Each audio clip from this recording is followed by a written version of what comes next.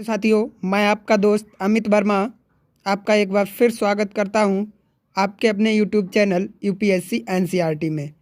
साथियों, आज इस वीडियो में हम class 10th NCERT science chapter number 14 ऊर्जा के स्रोत का भाग 2 पढ़ेंगे। इसका प्रथम भाग हम पहले ही वीडियो में पढ़ चुके हैं। यदि आपने अभी तक प्रथम भाग को नहीं देखा है तो आप हमारी class 10th science NCERT playlist में जाकर इसके प्रथम भाग को ज़रूर देख लें। और यदि आपको हमारा वीडियो अच्छा लगे तो वीडियो को लाइक और चैनल को सब्सक्राइब करना ना भूलें। और इसकी पीडीएफ नोट्स पाने के लिए आप हमारे टेलीग्राम चैनल से जुड़ सकते हैं। टेलीग्राम चैनल का लिंक आपको वीडियो को डिस्क्रिप्शन बॉक्स में मिल जाएगा। तो आइए शुरू करते हैं आज का चैप्टर।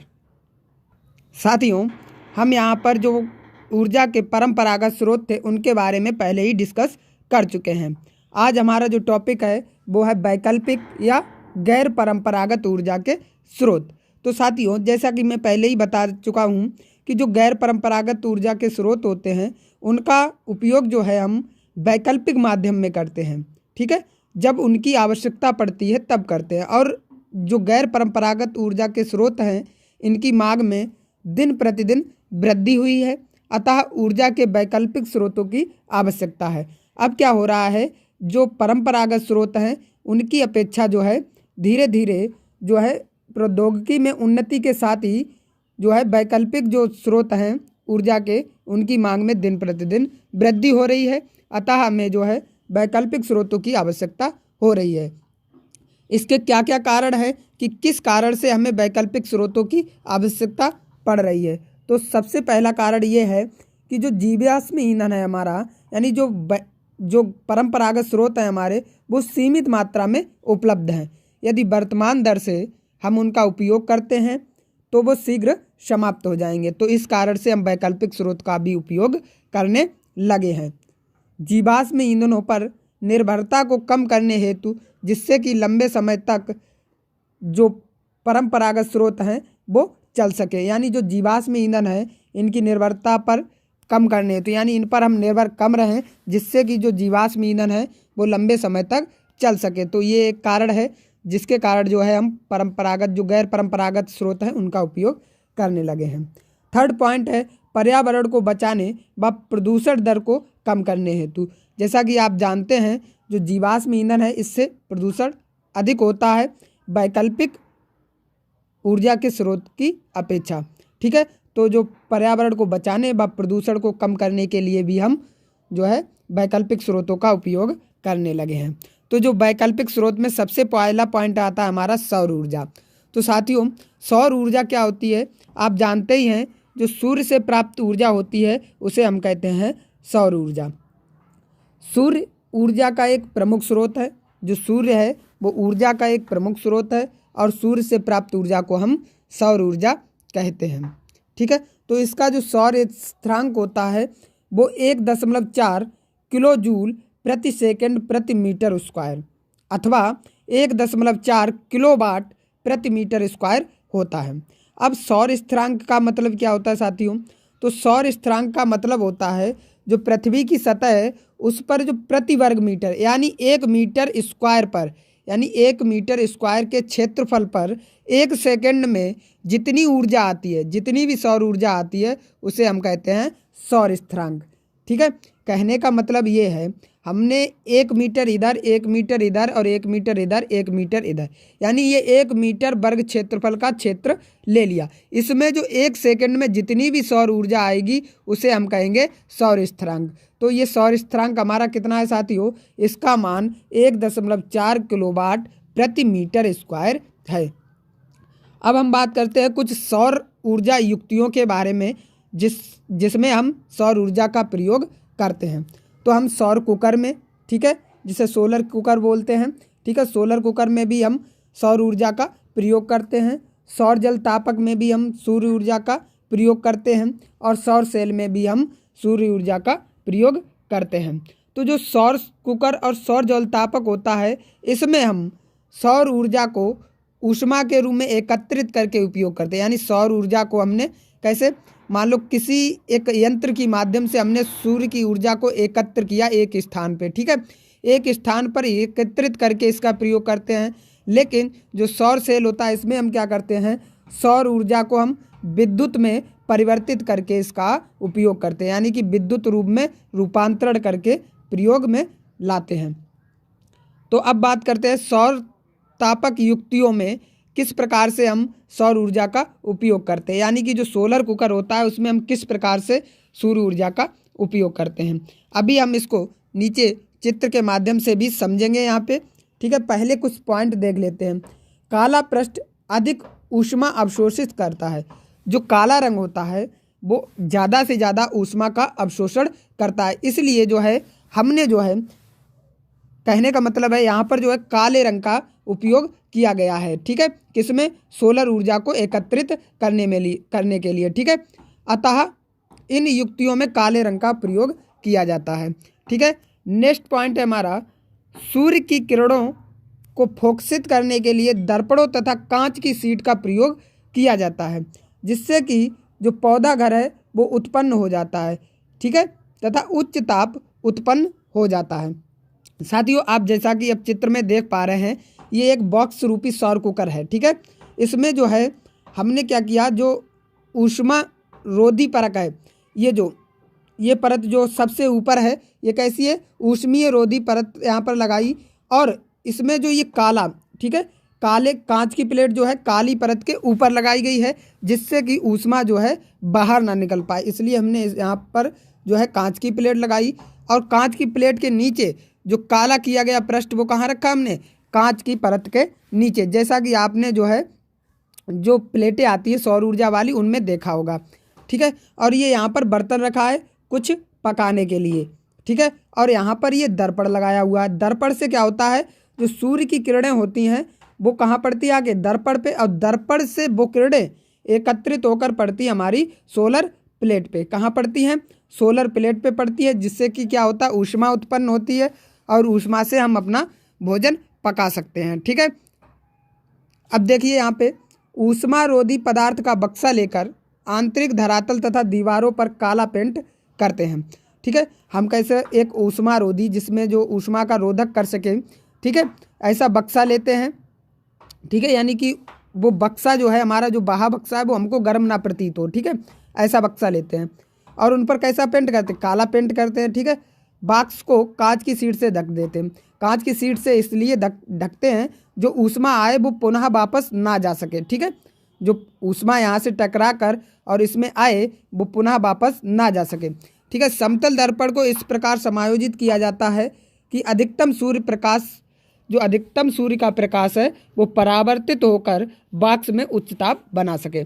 तो सूर्य की किरणों की तरफ इस शीशे का, इस दर्पण का जो है मुख किया जाता है, और इसके लिए आवश्यक है कि 2 से 3 घंटे में बॉक्स के अंतर का ताप जो है 100 डिग्री सेल्सियस से 140 डिग्री सेल्सियस तक हो जाता है, ठीक है। 2 से 3 घंटे में इसके जो अंदर का ताप है काफ़ी बढ़ जाता है। अब हम बात करते हैं इस सौर कुकर के क्या क्या लाभ हैं। तो सौर कुकर का पहला तो लाभ आप जानते ही हैं कि जो कोयला है, पेट्रोलियम जैसे जो जीवाश्म ईंधन है, इनकी क्या हो जाती है, बचत हो जाती है, और इससे बिल्कुल भी प्रदूषण नहीं फैलता है, क्योंकि इसमें कोई क्रिया नहीं हो रही ना, खास जैसे कि प्रदूषण रूपी कोई क्रिया नहीं हो रही, इससे लिए इसमें कोई प्रदूषण नहीं फैलता है, जो कि सबसे बड़ा कारण है, यानी सबसे बड़ा लाभ है। थर्ड पॉइंट है हमारा, खाद्य पदार्थ के पोषक तत्व नष्ट नहीं होते। इसमें क्या होता है, जो खाद्य पदार्थ हम इसमें पकाते हैं उसके जो पोषक तत्व हैं वो नष्ट नहीं होते हैं, ठीक है। अब नेक्स्ट पॉइंट है हमारा, एक से अधिक खाना एक साथ बनाया जा सकता है। इसमें एक से अधिक भी खाना आप बना सकते हैं, ठीक है। यहाँ पर आप जितने चाहें बर्तन रख दीजिए खाना पकने के लिए, एक साथ में जितना भी आपका बड़ा बक्सा होगा तो जितने भी आप जो है इसमें पकाने के लिए बर्तन रख सकते हैं, ठीक है, तो उनको पकाया जा सकता है एक साथ। अब इसकी हानियाँ क्या हैं, तो ये इसलिए लाभकारी नहीं हो पाया क्योंकि रात के समय सौर कुकर का उपयोग नहीं किया जा सकता। क्यों नहीं किया जा सकता, क्योंकि सूर्य की किरणें नहीं रात में होती हैं, ठीक है, सूर्य का प्रकाश नहीं होता, तो इसलिए सौर कुकर फेल हो गया, ठीक है। बारिश के समय इसका उपयोग नहीं किया जा सकता, इसलिए भी ये फेल हो गया। सूर्य के प्रकाश का निरंतर समायोजन करना आवश्यक है, यानी कि सूर्य का प्रकाश किधर अधिक आ रहा है तो इस बात पर भी समायोजन करना आवश्यक है, ताकि ये इसके दर्पण पर सीधा पड़े। जो प्रकाश है दर्पण पर सीधा पड़े, इसलिए बॉक्स को बार बार इधर से उधर उठाकर रखना पड़ता है, तो ये भी एक इसकी हानि है। ठीक है, तलने व बेकिंग हेतु उपयोग नहीं कर सकते। इसे किसी वस्तु को तलने व बेकिंग के लिए उपयोग नहीं कर सकते, क्योंकि मान लो आपने कोई चीज़ तलनी है, मान लो, ठीक है, कचौड़ी आपको बनानी है जिसके लिए काफ़ी उच्च ताप चाहिए, तो आप इस पर नहीं तल सकते क्योंकि इतनी ऊष्मा नहीं बना पाता ये एक साथ। ठीक है, तो आपको पकौड़े बनाने हैं मान लो, तो आप पकौड़े भी इस पर नहीं बना सकते। ठीक है, तो इसलिए जो है इसका उपयोग कम हो गया।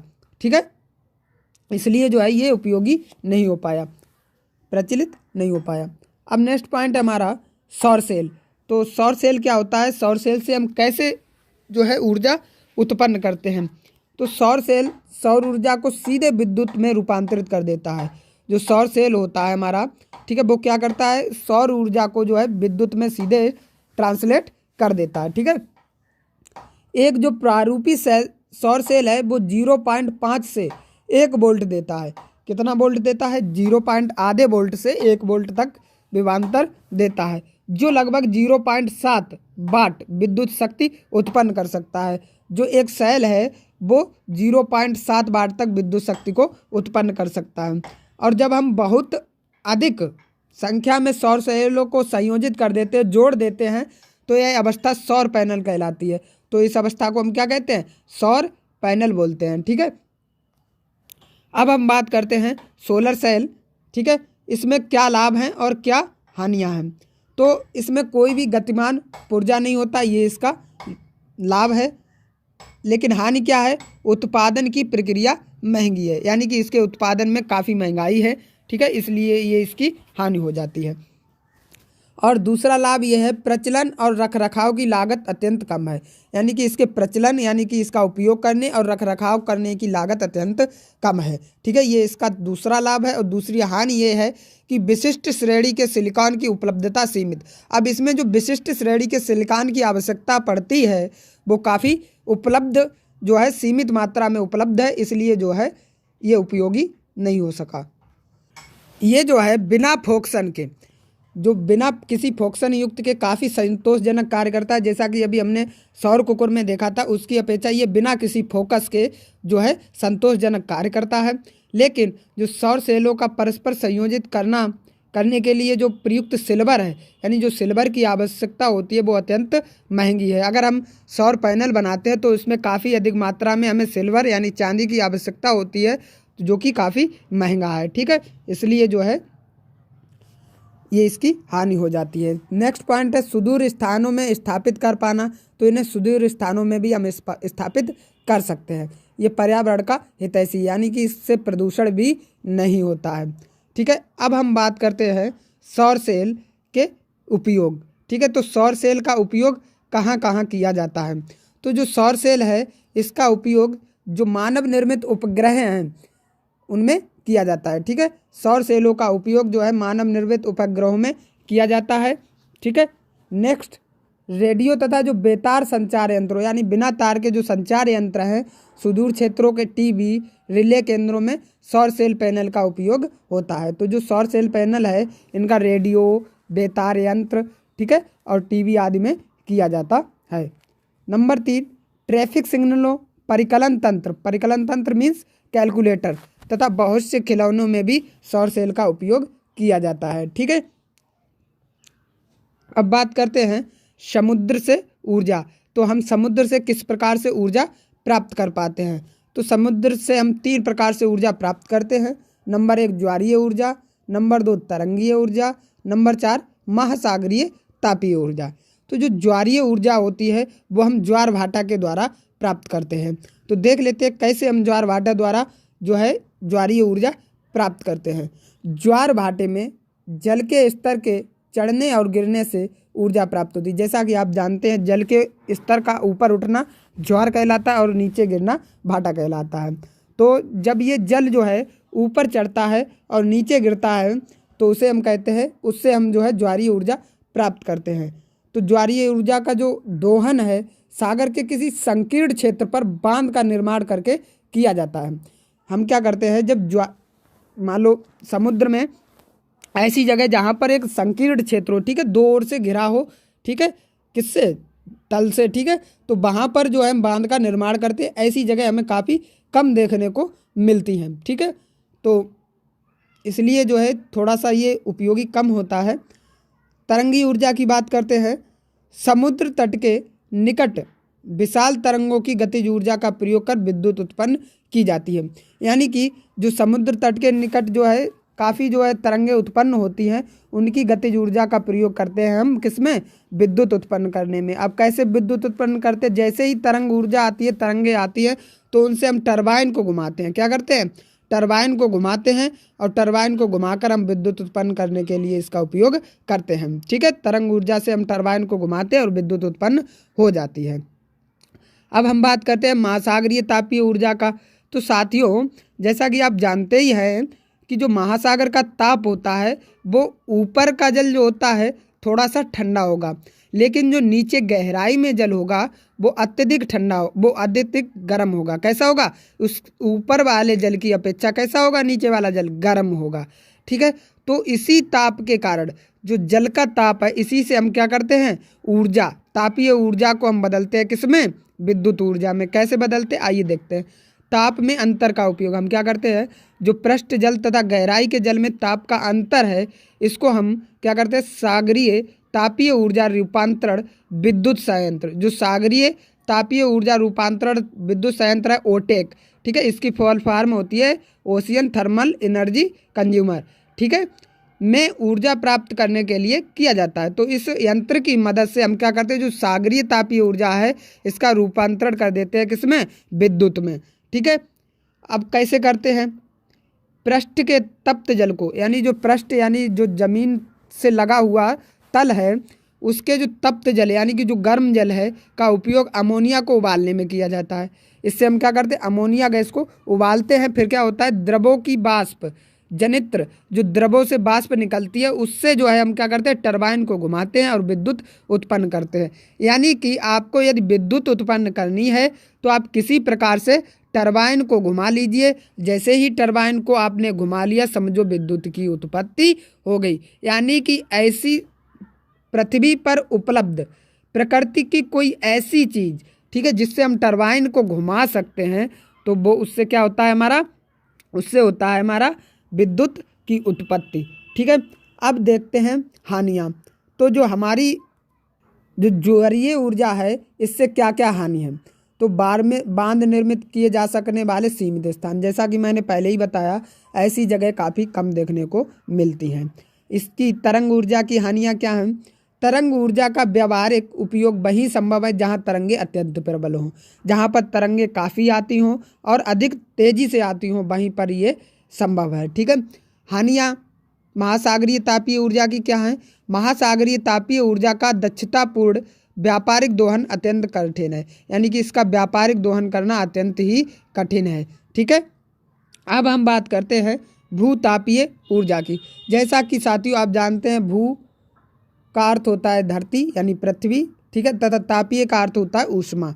तो इस प्रकार से हम कह सकते हैं, पृथ्वी के तप्त स्थानों पर भूगर्भ में उपस्थित, यानी कि पृथ्वी के अंदर उपस्थित ऊष्मीय ऊर्जा को हम क्या कहते हैं, भूतापीय ऊर्जा कहते हैं, ठीक है। भूतापीय ऊर्जा जो है साथियों इम्पोर्टेंट है, ठीक है। इसके लाभ और हानियाँ और इसकी डेफिनेशन आप याद कर लीजिए, एग्जाम में काफ़ी बार पूछ लिया जाता है। जब भूमिगत जल तप्त स्थलों के संपर्क में आता है, जब भूमि का जो गर्म जल है वो स्थल के संपर्क में आता है तो भाप उत्पन्न होती है। जब यह भाप चट्टानों के बीच में फंस जाती है तो इसका दाब बढ़ जाता है। जब चट्टानों के बीच दब जाती है तो इसका प्रेशर जो है बढ़ जाता है। जब उच्च प्रेशर, जब हाई प्रेशर हो जाता है तो यह भाप जो है पाइपों द्वारा निकाल ली जाती है, जो टरबाइन को घुमाती है तथा विद्युत उत्पन्न की जा सकती है। जैसे ही टरबाइन घूमा वैसे ही क्या हुआ, विद्युत उत्पन्न हो जाती है। अब इसके लाभ क्या क्या है भूतापीय ऊर्जा के, तो इसका पहला लाभ है, इसके द्वारा विद्युत उत्पादन की लागत अधिक नहीं है। इसमें जो है लागत अधिक नहीं लगती और प्रदूषण नहीं होता है, ठीक है। अब इसकी हानियाँ क्या क्या हैं, तो इसकी हानियाँ हैं कि जो भूतापीय ऊर्जा है वो सीमित स्थानों पर ही उपलब्ध है, ये नहीं कि हर जगह जो है भूतापीय ऊर्जा सेम है। ठीक है, तप्त स्थलों की गहराई में पाइप पहुंचाना मुश्किल एवं महंगा होता है। जो गहराई तक पाइप ले जाना है वो काफ़ी मुश्किल और महंगा होता है। नेक्स्ट जो हमारा पॉइंट है, एक इम्पोर्टेंट पॉइंट है जो कि हमारा कॉम्पिटिटिव एग्जाम में काफ़ी बार पूछ लिया जाता है। जो न्यूजीलैंड तथा संयुक्त राज्य अमेरिका है, यहाँ पर जो है भूतापीय ऊर्जा पर आधारित कई विद्युत शक्ति जो संयंत्र हैं कार्य कर रहे हैं। कहाँ पर? न्यूजीलैंड और अमेरिका में, क्योंकि यहाँ की जो सिस्टम है वो काफ़ी जो है हाई लेवल का है। ठीक है, अब बात करते हैं नाभिकीय ऊर्जा की, कि नाभिकीय ऊर्जा क्या होती है। तो साथियों आप जानते ही हैं, नाभिक जो परमाणु का केंद्र होता है, उसे हम, ये परमाणु का केंद्र होता है, इसको हम बोलते हैं नाभिक। नाभिक में पाया जाता है प्रोटॉन और न्यूट्रॉन। ठीक है, तो इस प्रोटॉन और न्यूट्रॉन की जब क्रिया होती है, यानी कि जब एक परमाणु जब टूटता है तो उसे हम विखंडन कहते हैं, यानी कि एक परमाणु जो है दो भागों में टूट गया तो इसको हमने बोला नाभिकीय विखंडन। और जब दो परमाणु पुनः जो है किसमें, एक में मिल जाते हैं तो उसे हम कहते हैं नाभिकीय संलयन। तो इस क्रिया में जो ऊर्जा मुक्त होती है, ठीक है, इस नाभिकीय अभिक्रिया के दौरान टूटने और मिलने, संलयन होने के दौरान जो ऊर्जा मुक्त होती है उसे हम कहते हैं नाभिकीय ऊर्जा। क्या कहते हैं? नाभिकीय ऊर्जा। और जैसा कि ये जानते ही आप, दो प्रकार की होती है, नाभिकीय विखंडन और नाभिकीय संलयन। तो पहले हम बात करते हैं नाभिकीय विखंडन की। तो विखंडन का अर्थ है टूटना। ठीक है, नाभिकीय विखंडन वह प्रक्रिया है जिसमें भारी परमाणु जैसे यूरेनियम, प्लूटोनियम अथवा थोरियम के नाभिक को निम्न ऊर्जा न्यूट्रॉन से बमबारी कराकर हल्के नाभिकों में तोड़ा जाता है। यानी कि इन भारी परमाणुओं को, जैसे कि यूरेनियम को हम किस में तोड़ते हैं? छोटे छोटे परमाणुओं में तोड़ लेते हैं। तो इससे क्या होता है, इस प्रक्रिया में विशाल मात्रा में ऊर्जा मुक्त होती है। तो इस प्रक्रिया में क्या होता है? विशाल मात्रा में ऊर्जा मुक्त होती है। यूरेनियम 235 का प्रयोग हम छड़ों के रूप में नाभिकीय संयंत्रों में ईंधन की तरह करते हैं। तो जो यूरेनियम 235 है, जब इस पर हम ऊर्जा वाले, निम्न ऊर्जा वाले जब न्यूट्रॉन की बमबारी करवाते हैं तो ये हल्के नाभिकों में टूट जाता है। हल्के नाभिकों में टूटने पर जो नाभिकीय संयंत्र होते हैं उनमें जो है हम इनका ईंधन के रूप में प्रयोग कर लेते हैं। ठीक है, इस ऊर्जा का। अब बात करते हैं कार्यशैली की। नाभिकीय संयंत्रों में जो नाभिकीय ईंधन है वो स्वपोषी विखंडन श्रृंखला अभिक्रिया का एक भाग होते हैं, जिसमें नियंत्रित दर से, ठीक है, एक नियंत्रण की दर से ऊर्जा मुक्त होती है। इस मुक्त ऊर्जा का उपयोग भाप बनाकर विद्युत उत्पन्न करने में किया जाता है। तो इस ऊर्जा में हमें जो भाप ऊष्मा निकलती है उसको जो है विद्युत उत्पन्न करने में किया जाता है। अब भारत में भी कई जो है नाभिकीय विद्युत संयंत्र उपलब्ध हैं। अब ये कहाँ कहाँ उपलब्ध हैं वो देख लेते हैं। ये भी काफ़ी जो है हमारे कॉम्पिटिटिव एग्जाम के लिए महत्वपूर्ण है। तारापुर महाराष्ट्र में जो है, राणा प्रताप सागर राजस्थान में, कलपक्कम तमिलनाडु में, नरौरा उत्तर प्रदेश में, काकरापार गुजरात में, कैगा कर्नाटक में। तो इन नाभिकीय विद्युत संयंत्र केंद्रों को भी आप याद कर लीजिए, जो कि काफ़ी इम्पोर्टेंट है कॉम्पिटिटिव एग्जाम के दृष्टि से। अब हम बात करते हैं नाभिकीय संलयन की। जैसा कि साथियों हमने अभी बताया, दो हल्के नाभिकों को जोड़कर, ठीक है, भारी नाभिक बनाना जिसमें भारी मात्रा में ऊर्जा उत्पन्न होती है, नाभिकीय संलयन कहलाती है। यानी हमने एक हाइड्रोजन लिया और दूसरा हाइड्रोजन लिया, इनसे अभिक्रिया करवाई और ये क्या बना? हीलियम बना। हीलियम बनने के बाद में क्या हुआ? इससे अत्यधिक ऊष्मा निकली। तो इस ऊष्मा का उपयोग हमने किस में किया? विद्युत को बनाने में। नाभिकीय संलयन हेतु अत्यधिक ताप व दाब की आवश्यकता होती है। जब नाभिकीय संलयन करते हैं तो उसमें हमें अत्यधिक ताप और दाब की आवश्यकता पड़ती है। सूर्य तथा अन्य तारों की विशाल ऊर्जा का स्रोत नाभिकीय संलयन है।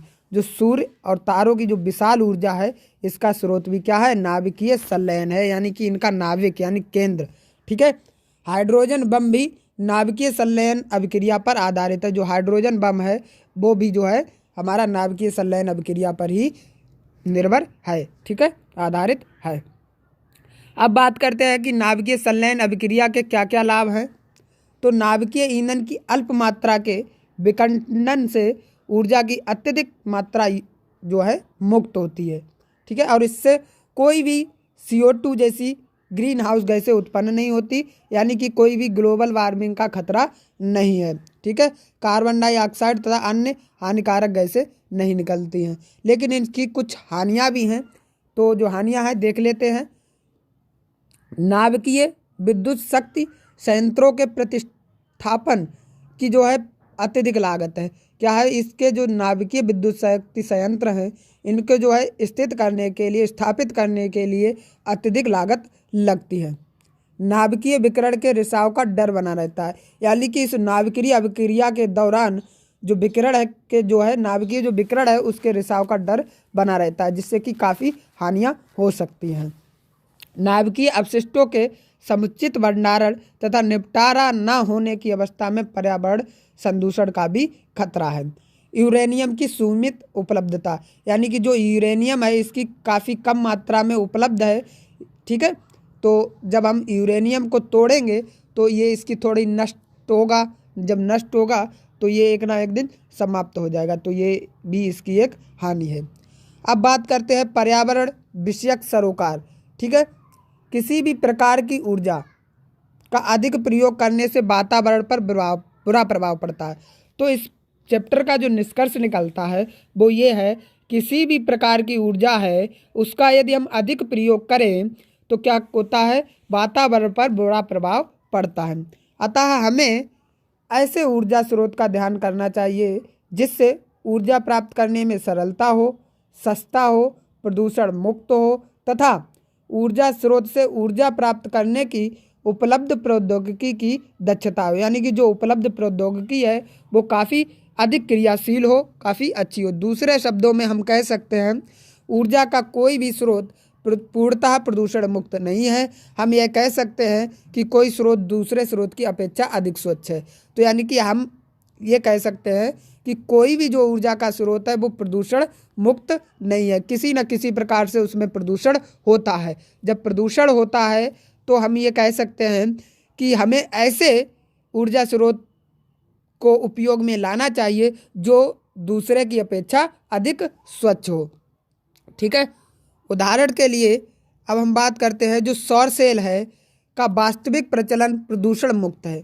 ठीक है, जो वास्तविक प्रचलन है वो तो प्रदूषण मुक्त है, लेकिन यह हो सकता है कि युक्त के संयोजन में पर्यावरण क्षति हुई हो, यानी जब आप उसका संयोजन कर रहे हो तब उसमें पर्यावरण क्षति हुई हो। ठीक है, प्रयोग में तो कोई प्रदूषण नहीं है, लेकिन जब आप उसका संयोजन कर रहे हैं तब उसमें जो है क्षति हुई हो, या आप जब उसको यूज करके जब यूजलेस बना देंगे, बेकार बना देंगे, तो आप उसके निपटारण के लिए क्या करेंगे, यानी उसके निपटारण के लिए आप उसे फेंक देंगे, तो क्या होगा, पर्यावरण प्रदूषित होगा।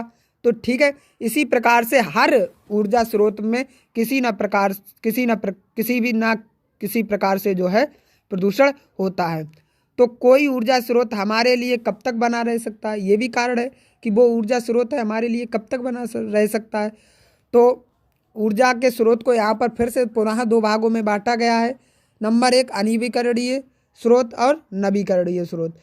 जो सामान्य स्रोत हैं वे स्रोत हैं जो किसी न किसी दिन समाप्त हो जाएंगे, यानी ऐसे स्रोत जो किसी न किसी दिन समाप्त हो जाएंगे क्या कहलाते हैं, अनवीकरणीय स्रोत। ठीक है, उदाहरण के लिए जीवाश्म ईंधन, कोयला, पेट्रोलियम, ये एक ना एक दिन समाप्त हो जाएंगे क्योंकि ये भंडारित हैं। नवीकरणीय स्रोत वे होते हैं जिनका पुनर्जनन हो सकता है, यानी जिनको दोबारा प्राप्त किया जा सकता है तथा ये लंबे समय तक समाप्त नहीं होते। उदाहरण के लिए पवन ऊर्जा और जल ऊर्जा। ठीक है, तो आज की वीडियो में बस इतना ही।